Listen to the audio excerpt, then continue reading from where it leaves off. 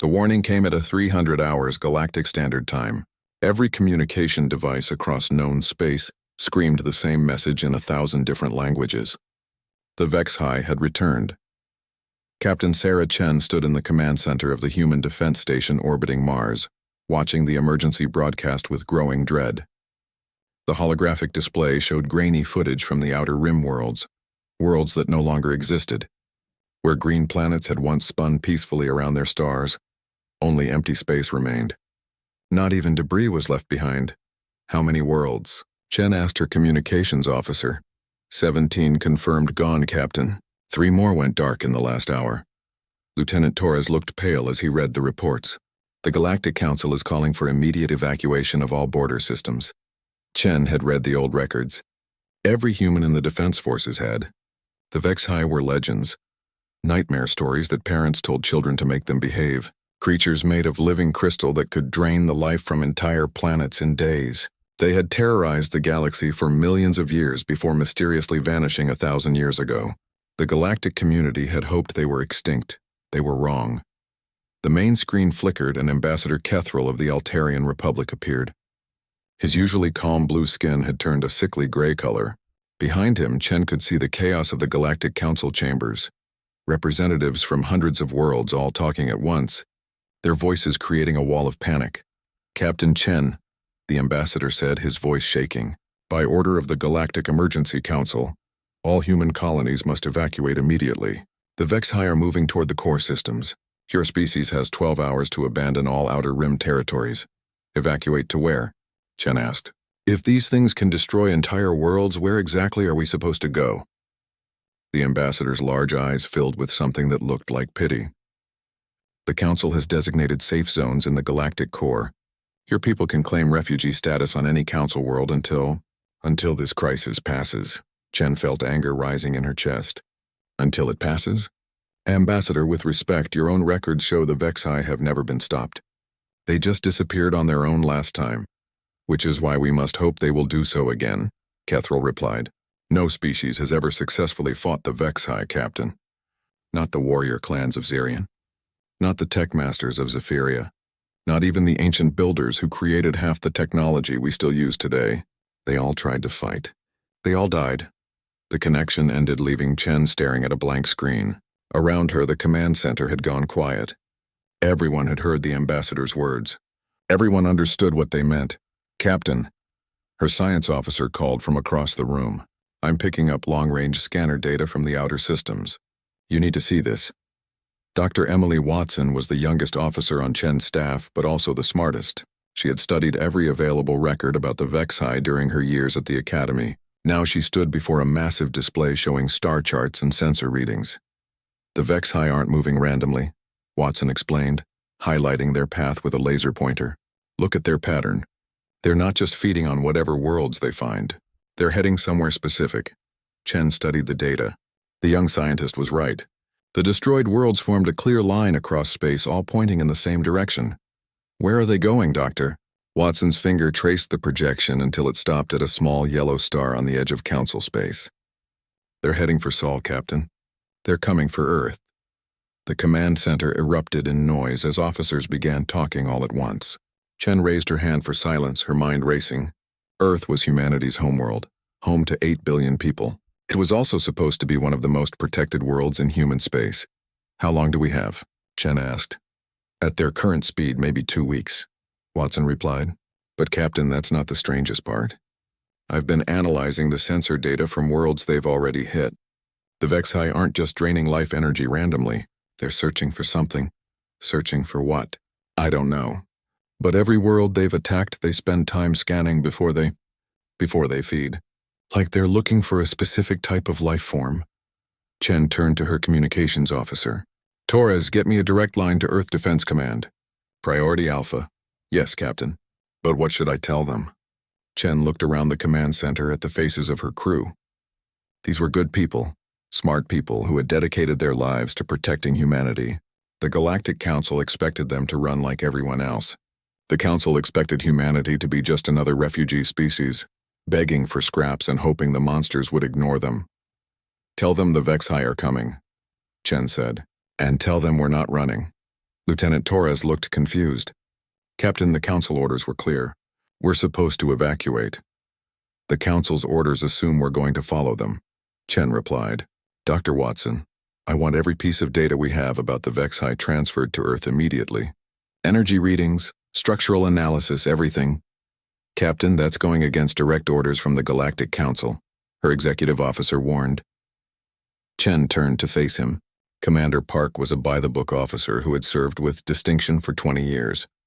He was also one of the most loyal people she knew. Commander, how many species are in the Galactic Council? 437, Captain. And how many of them have ever successfully fought the Vexhi? Park was quiet for a moment. None, Captain. That's right, none. In millions of years, not one species has found a way to stop these things. They've all tried the same tactics. Run, hide, hope the monsters go away. And it's never worked. Chen stood straighter. Maybe it's time someone tried something different. Dr. Watson stepped forward. Captain, if you're thinking of fighting the Vexhi, you should know what we're up against. According to the records, they're not just powerful, they're practically indestructible. Their crystalline bodies can absorb most forms of energy, including plasma weapons and nuclear explosives. They drain life force through some kind of quantum field effect that no one understands. And they're smart. They coordinate their attacks with military precision. What about weaknesses? Chen asked. Watson shook her head. No known weaknesses. Every species that's tried to fight them has failed completely. The Vexhi have been the galaxy's ultimate predators for so long that most civilizations have developed their entire military doctrine around avoiding them. Chen walked to the main viewing window. Outside, she could see the red surface of Mars and the busy shipping lanes that connected it to Earth. Millions of human ships moved through space every day, carrying goods, people, dreams. All of that would be gone if the Vexhi reached Sol. Captain, Torres called. I have Earth Defense Command on the line. Chen took a deep breath.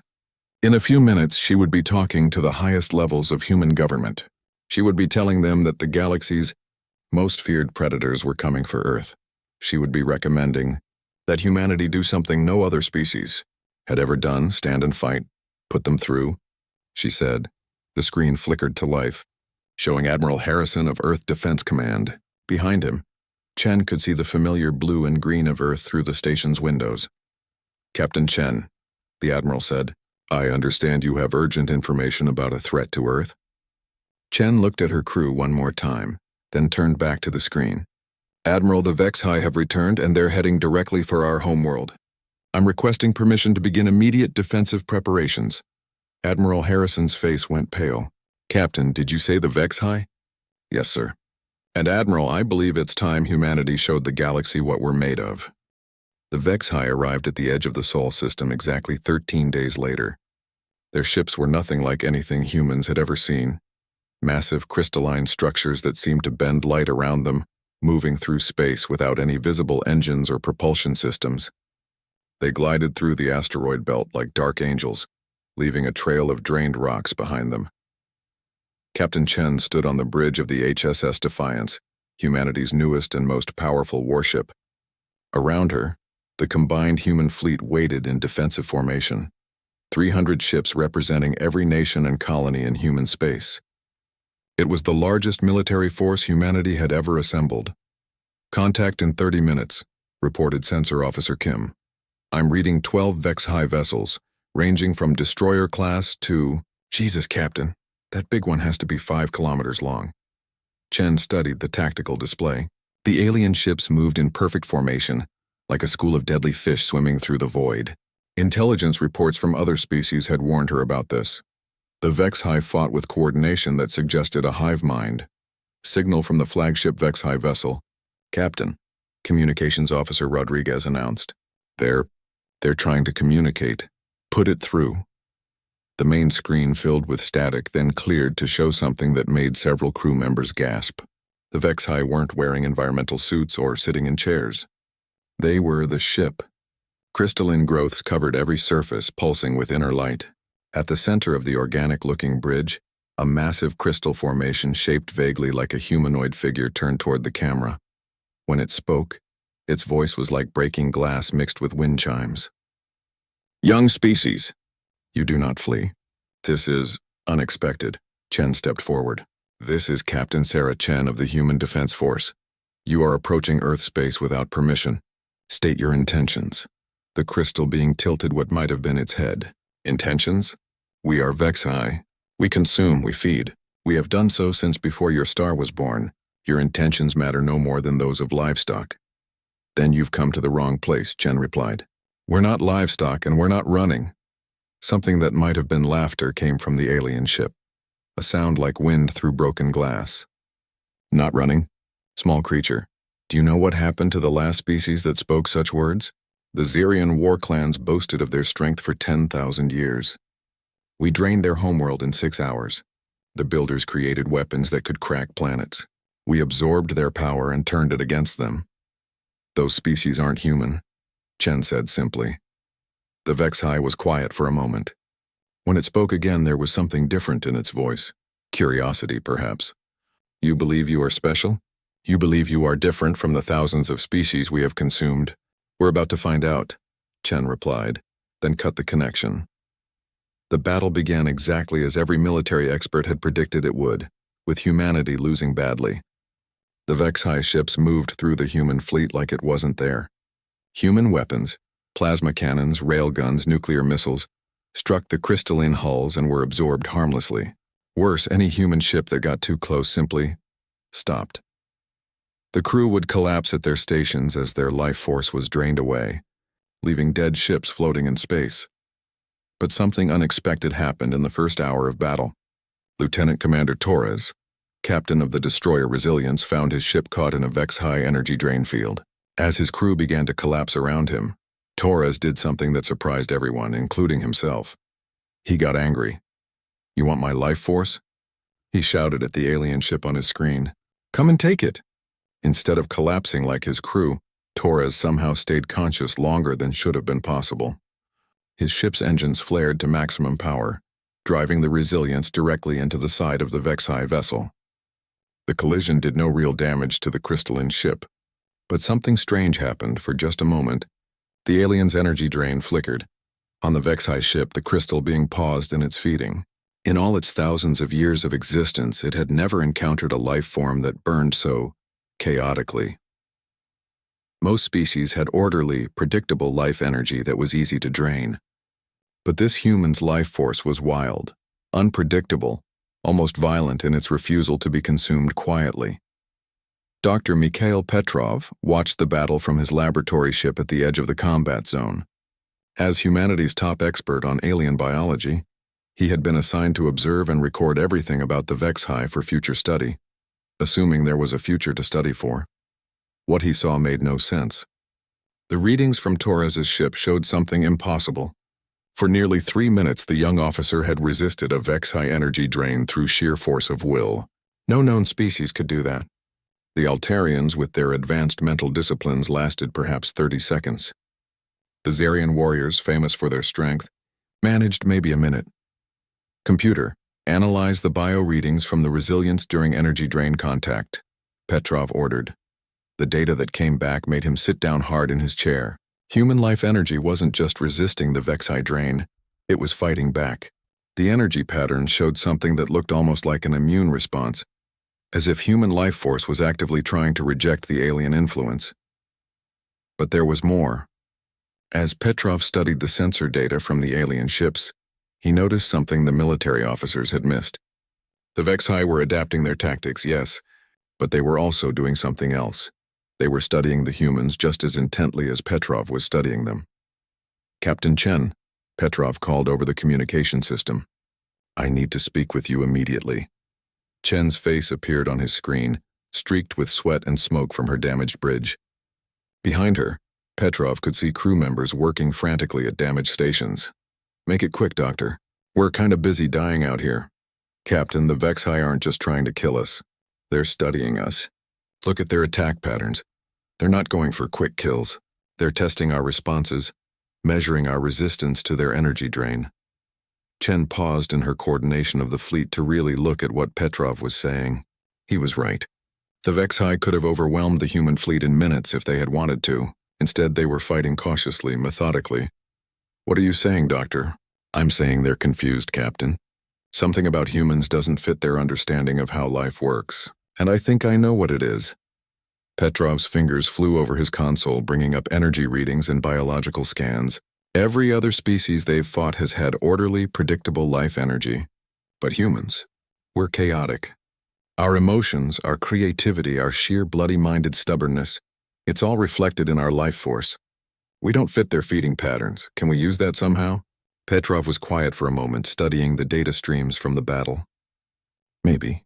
Captain, I need samples of the Vex-High crystal matrix. If I can analyze their physical structure while we're observing their feeding behavior. Doctor, in case you haven't noticed, getting close to those things is a death sentence. Not necessarily, Petrov replied. Commander Torres survived 3 minutes in direct contact. That's 3 minutes longer than anyone else in galactic history. If we can figure out why. The conversation was interrupted by alarms throughout the fleet. The largest Vex-High ship, the 5-kilometer monster, was moving toward Earth. Chen watched in horror as the massive vessel began to glow with internal light, preparing to drain humanity's homeworld, just as it had drained countless others. All ships, intercept course for the flagship, Chen ordered. We don't let that thing reach Earth. As the human fleet moved to intercept, Petrov made a decision that would change everything. Instead of staying safely at the edge of the battle, he ordered his science vessel directly toward the nearest Vex-High ship. Doctor, what are you doing? Chen demanded. Getting you those samples, Captain, Petrov replied, and maybe finding out why the galaxy's most successful predators are suddenly acting like they've never seen prey like us before. His ship, the research vessel Darwin, accelerated toward the crystalline enemy. As the Vex-High energy drain began to affect his crew, Petrov felt the strange resistance that Torres had discovered. His vision blurred, his strength faded, but somehow he stayed conscious long enough to fire a single, specially designed probe directly into the alien ship's hull. The probe burrowed into the crystalline structure and began transmitting data back to the human fleet. Data about crystal composition, energy frequencies, and structural integrity. Data that would prove to be the key to humanity's survival. As Petrov's ship went dark and began to drift, he managed one final transmission. The crystals. They have a resonant frequency. Find it, and you can break them. Then the Darwin went silent. Another casualty in humanity's first war against the galaxy's apex predators. But the data Petrov had died to collect was already racing through the human fleet's communication networks, reaching every ship, every computer, every human scientist who might be able to use it. The Vex-High had made their first mistake in millions of years. They had underestimated their prey. And now humanity had something no other species had ever possessed. A weapon that might actually work against creatures made of living crystal. The real war was about to begin. Dr. Petrov's final transmission reached every human ship in the fleet within minutes. His sacrifice had given them something unprecedented. Detailed scans of Vex-High crystal structure and, more importantly, evidence that these seemingly indestructible beings had a weakness. Chief Engineer Maria Santos received the data aboard the heavy cruiser Endeavour, while her ship was under direct attack. Around her, the engineering deck shook as Vex-High energy beams struck their shields. 3 of her crew had already collapsed from proximity to the alien ships, but Santos stayed focused on the information streaming across her screens. Resonant frequency, she muttered, studying Petrov's readings. Every crystal has one. Hit it with the right sound wave and it shatters like glass. The problem was obvious. Human ships didn't carry sonic weapons. They had plasma cannons, railguns, missiles, and energy weapons, but nothing that could generate the precise sound frequencies needed to exploit this weakness. Santos to Captain Reeves, she called over the intercom. I need access to the ship's public address system, the communications array, and every speaker we have on board. Captain Reeves's voice crackled back through static. Maria, we're in the middle of a battle. What are you planning? I'm going to turn our ship into a giant speaker, sir. If we can generate the right frequency, we might be able to hurt these things. There was a pause. Do it, whatever you need. Santos began rerouting power from non-essential systems, connecting the ship's entire audio network into a single massive sonic array. It was crazy, improvised, and completely untested. It was also the only chance they had. Meanwhile, Lieutenant Commander Marcus Webb commanded the fast attack ship Hornet, one of the smallest vessels in the human fleet. His ship was fast and maneuverable, but its weapons were useless against Vex-High hulls. When Petrov's data reached him, Webb made a decision that terrified his crew. "All power to engines," he ordered. "We're going in close." "Sir, close contact with the Vex-High is suicide," his navigator protested. "Not if we do this right," Webb replied, studying the frequency data. "Santos is trying to build a sonic weapon on the Endeavor. We're going to test it for her." Webb piloted the Hornet directly toward the nearest Vex-High destroyer, using every bit of his skill to stay ahead of the alien's energy drain beams. As they got closer, he could feel the effects of the Vex-High life drain: fatigue, weakness, the gradual fading of strength that meant death was coming. But Webb had learned something from Torres's example.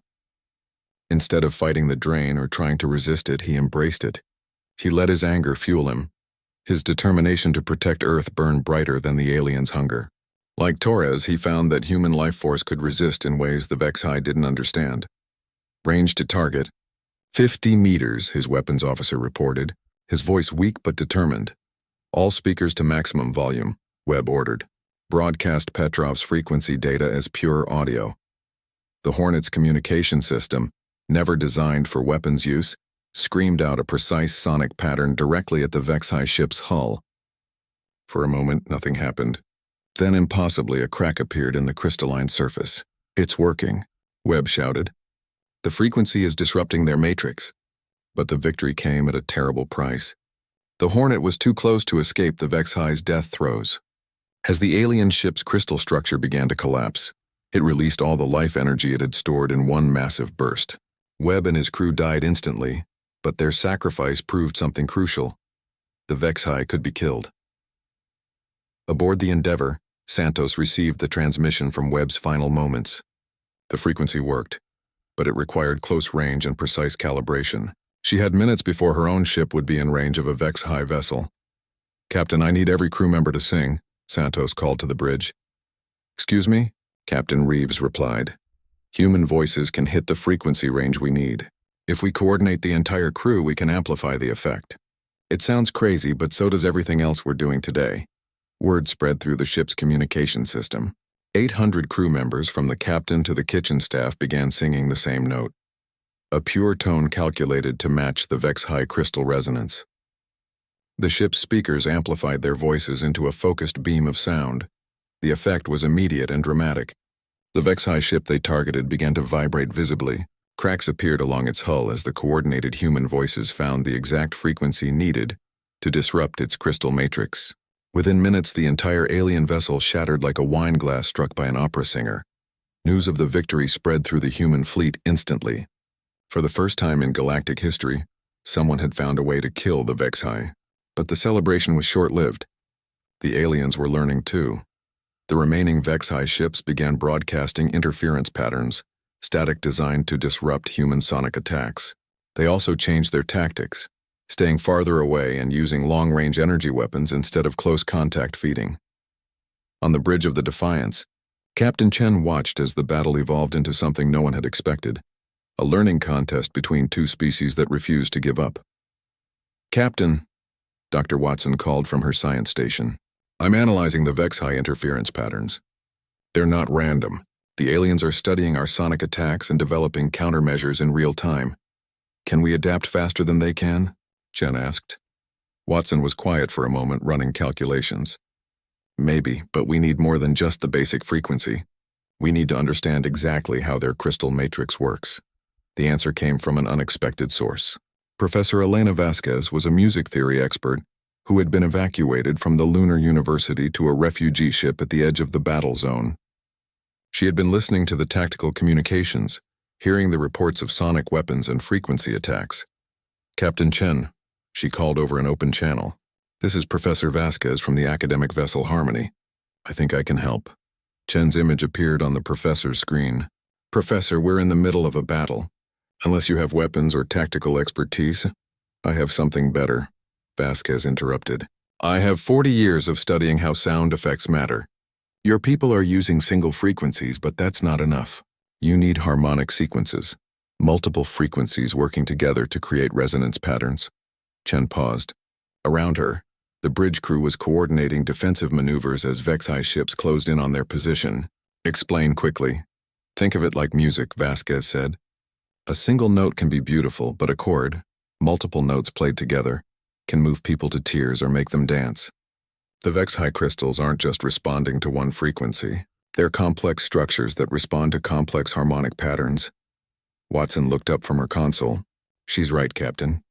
The crystal matrix isn't uniform. Different parts resonate at different frequencies. If we could hit them all at once, we could shatter their entire structure instead of just cracking it, Chen finished. Professor, can you create these harmonic sequences? I can do better than that, Vasquez replied. I can teach your crews to improvise them. Music isn't just about following notes on a page.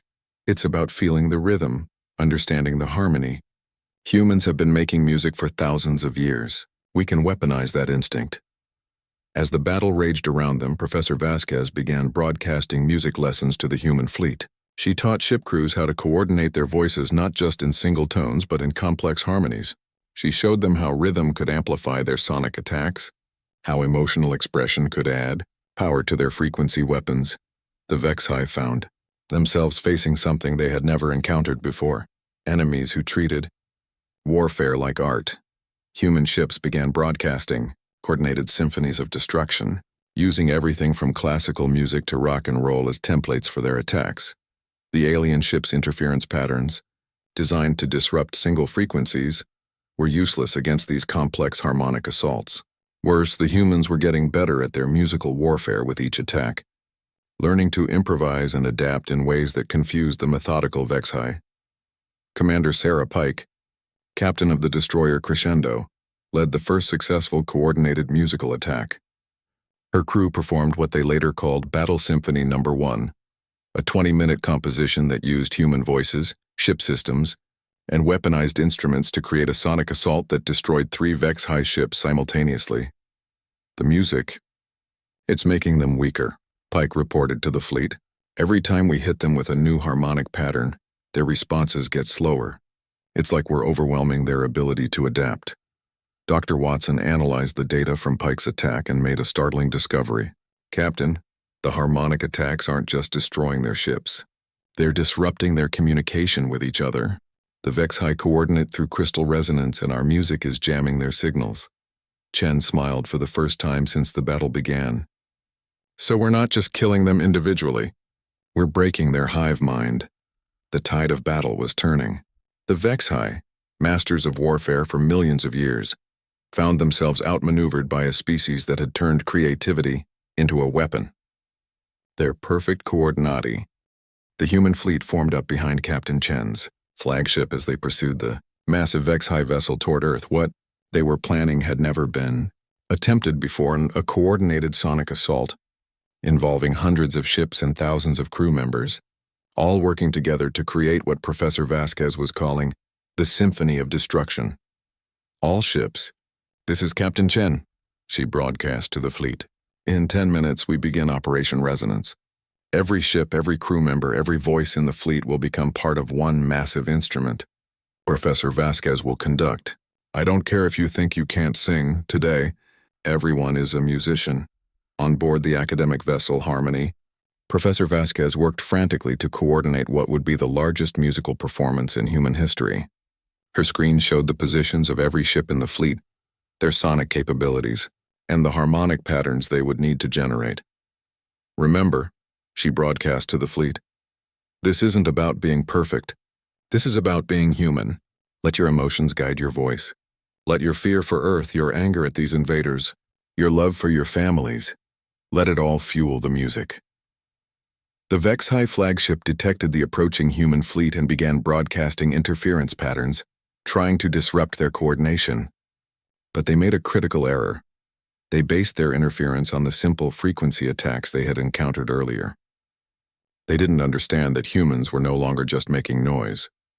Dr. Watson monitored the alien ship from her position on the Defiance. Captain, the Vex-High are trying to jam our communications, but they're using the wrong frequencies. They don't understand that we're not just copying each other, we're harmonizing. Chen nodded. Professor, begin the symphony. What happened next was unlike anything in the galaxy's history. 300 human ships carrying the combined voices of over 100,000 crew members began to sing together. They started softly, with a simple melody that Vasquez had adapted from an ancient human lullaby. The song spoke of home, of protection, of standing guard against the darkness. The Vex-High flagship detected the sonic emissions and began adjusting its crystal structure to resist them. But as the human symphony continued, something unprecedented happened. The simple melody began to evolve, growing more complex as individual ships added their own variations.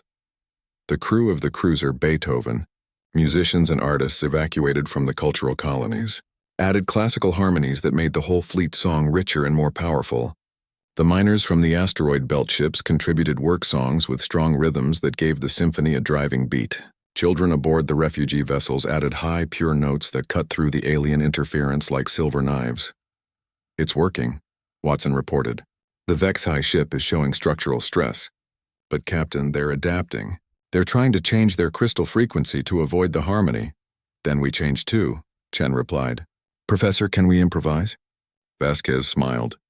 "Captain, improvisation is what makes music alive. All ships, listen to the harmony and follow your instincts. Let the music guide you." The symphony began to shift and evolve in real time, as the Vex-High flagship tried to adjust its crystal structure to resist one harmonic pattern. The human fleet seamlessly moved to another. It was like a musical conversation between hundreds of ships, each one responding to the others while contributing their own voice to the whole. Lieutenant Commander Torres, now commanding a replacement ship after losing the resilience, found himself leading a section of destroyers in what he later described as aggressive percussion. Their ship systems pounded out rhythm patterns that formed the backbone of the attack. Commander Pike's crew on the Crescendo had become experts at harmonic warfare. They wove complex melodies through the main symphony, creating sonic patterns that seemed to find every weak point in the Vex-High crystal matrix. But the most powerful contributions came from the most unexpected sources. The transport ship New Hope, carrying refugees from the outer colonies, included families who had lost everything to the Vex-High advance. When they sang, their voices carried a grief and determination that resonated through the entire fleet. Elena Vasquez listened to the symphony, growing around her, and realized she was hearing something that had never existed before, the sound of an entire species, fighting for its survival. Not with weapons or technology, but with the pure expression of human emotion turned into music. "Captain," she called to Chen, "the symphony is evolving beyond what I planned. The crews are creating new harmonics spontaneously. It's like the music has become alive." The effect on the Vex-High flagship was devastating. The massive vessel began to shake visibly as the human symphony found resonant frequencies in its crystal structure. But more than that, the complex harmonic patterns were disrupting the aliens' ability to coordinate their defenses. Inside the Vex-High ship, the crystal beings found themselves experiencing something they had never encountered in millions of years of existence: confusion. Their hive mind, based on precise crystal resonance, was being jammed by the chaotic but beautiful patterns of human music. The lead Vex-High, the ancient crystal entity that had commanded the ship for millennia, tried to understand what was happening. These humans were not just attacking with sound, they were expressing something. The music carried emotions, memories, hopes, and fears in patterns too complex for the methodical alien mind to process. "What are they doing?" It asked its subordinates through their crystalline communication network. "They are singing," came the confused reply. "But the patterns make no logical sense. They change constantly yet remain coordinated. They are chaotic yet purposeful." The ancient Vex-High had conquered thousands of species, but none had ever fought with emotion made manifest. The crystal beings understood hunger and power and the efficient consumption of resources. They did not understand art or love or the human need to express the inexpressible through music. As the symphony reached its crescendo, something unprecedented happened. The human fleet's coordinated song began to resonate not just with the Vex-High ship's crystal structure, but with its entire energy network.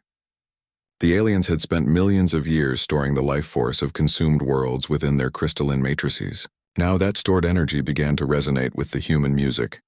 "Captain," Watson shouted over the growing volume of the fleet's song. "The stored life energy in their ship, it's responding to our symphony. It's like the life force of all those dead worlds is trying to harmonize with us." Chen felt a chill run down her spine. The energy of the species they destroyed, it's fighting back through our music? The HFY flagship began to glow with an inner light that grew brighter and brighter. Inside the ship, the ancient crystal entities felt something they had never experienced. Fear. The life energy they had consumed over millions of years was becoming unstable, resonating with frequencies that spoke of resistance, of refusal to be silenced. All ships, Chen broadcast, increase the symphony. Give it everything you have. I think we're not just fighting the HFY. We're fighting for every species they've ever destroyed. The human fleet's song reached a volume and complexity that made space itself seem to vibrate. Children's lullabies mixed with work songs, classical compositions blended with rock anthems, and through it all ran the theme that Professor Vasquez had started, a simple melody about home and protection that every human voice could follow. The HFY flagship's crystal structure began to crack, not just from the sonic assault but from the rebellion of all the life energy stored within it. The stolen life force of 1,000 dead worlds resonated with the human symphony, creating feedback patterns that the aliens couldn't control. They're losing containment, Watson reported. The energy they've stored is breaking free. The ancient HFY commander made a desperate decision. Rather than let the stored energy destroy the ship from within, it would release it all at once, drain entire star systems if necessary to power an escape back to the safety of their home dimension. But as the massive vessel began to charge its most powerful weapon, something unexpected happened. The human symphony didn't stop or retreat. Instead, it changed, evolving into something even more complex and beautiful. The music seemed to embrace the released energy, welcoming the spirits of long-dead species into its harmony. Professor Vasquez felt tears streaming down her face as she listened to the symphony around her. "Captain," she whispered, "I think we're not just singing for ourselves anymore. I think we're singing for everyone who never got the chance to fight back." The HFY flagship, overwhelmed by forces it couldn't understand or control, began its final approach to Earth. The ancient crystal beings inside had never retreated from anything, but they were learning what it meant to face an enemy that fought with the power of every dream, every hope, and every song that had ever been sung. The real battle was just beginning, and for the first time in millions of years, the HFY were not certain they would win. The final confrontation took place in the space between Earth and Luna, where humanity had first reached for the stars. The HFY flagship, damaged but still massive and terrible, began charging its ultimate weapon, the Void Nexus, a planet-killing device that could drain entire star systems of life. Captain Chen watched the readings with growing horror. "How long until they can fire?" 15 minutes, Captain," Dr. Watson replied. "When that weapon fires, it won't just destroy Earth. It'll drain everything within 3 light years." The human fleet had followed the alien ship to humanity's doorstep, their symphony still echoing through space. But Professor Vasquez was studying new data that made her hands shake. "Captain Chen," she called over the communication system, "I've been analyzing the energy patterns from the HFY weapon. It's not just a drain device. It's using quantum harmonics to tear apart the fabric of space-time itself." Chen felt her heart sink. "Can our sonic weapon stop something like that?" "Not stop it," Vasquez replied. "But maybe we can turn it against itself. If we can create an inverse harmonic pattern, a song that's the exact opposite of their weapon's frequency, we might be able to make it implode instead of explode." Dr. Watson ran the calculations quickly. "Professor, the power requirements would be enormous. We'd need every ship, every voice, everything we have. And we'd need to get close," Chen added, looking at the tactical display. "Close enough that the weapon's energy field would kill us all." Throughout the fleet, word spread of what they were planning. It was a suicide mission, pure and simple. But as the reports came back from each ship, the answer was unanimous. Every captain, every crew member, every refugee who had fled the HFY advance volunteered for the final assault. On Earth below, 8 billion people watched through telescopes and satellites as their defenders prepared for the last battle. In cities and towns around the world, people began to sing. The same simple melody that Professor Vasquez had started, the lullaby about home and protection that had become humanity's battle song. "Captain," Communications Officer Rodriguez reported with wonder in his voice, "I'm picking up transmissions from Earth. The entire planet is singing with us." Chen felt tears in her eyes as she listened to the voices rising from humanity's homeworld. Children in schools, workers in factories, families in their homes, all of them adding their voices to the fleet's symphony. All ships, she broadcast. You hear that? That's what we're fighting for. That's why we don't run, why we don't hide, why we stand and fight against impossible odds. Because that song, that's the sound of humanity itself. The human fleet began its final approach toward the Vex High flagship. As they drew closer, the effects of the alien weapon became apparent. Space itself seemed to twist and warp around the massive vessel. Several human ships simply vanished as they hit pockets of unstable spacetime. But the symphony continued. Even as ships were lost, their final transmissions added to the growing musical assault. The crew of the destroyer Harmony broadcast a children's choir performance as their ship was torn apart by quantum distortions. The mining vessel Prospector's crew sang work songs until their final breath. Inside the Vex High flagship, the ancient Crystal Commander felt something it had never experienced in millions of years: doubt. The human ships kept coming despite certain death. Their song kept growing stronger even as their numbers diminished. It was behavior that made no logical sense. Why do they not flee? It asked its subordinates. They must know they cannot survive. Perhaps one of the younger Vex High suggested, survival is not their primary objective. The ancient being pondered this impossible concept. In all their millions of years, the Vex High had never encountered a species that valued something more than survival. But these humans seemed to be fighting for something beyond their own lives. Dr. Petrov's sacrifice had given humanity the knowledge to hurt the Vex High. Now Professor Vasquez was about to give them something even more valuable, the knowledge to destroy them completely. All ships, she broadcast, listen carefully. I'm going to teach you the inverse symphony, a song that's the exact opposite of their weapon's harmonic pattern. It won't be pretty, and it won't be easy, but if we can sing it together. The pattern she shared was unlike anything they had performed before. Where their previous songs had been beautiful and harmonious, this was deliberately discordant, harsh, chaotic. It was the sound of crystal shattering, of quantum fields collapsing, of space-time itself screaming in protest. Captain Chen led the Defiance directly toward the Vex High weapons charging port. Around her, the surviving ships of the human fleet followed in perfect formation. As the alien weapons energy field began to affect their ships, the crews started to sing the inverse symphony. The effect was immediate and terrifying.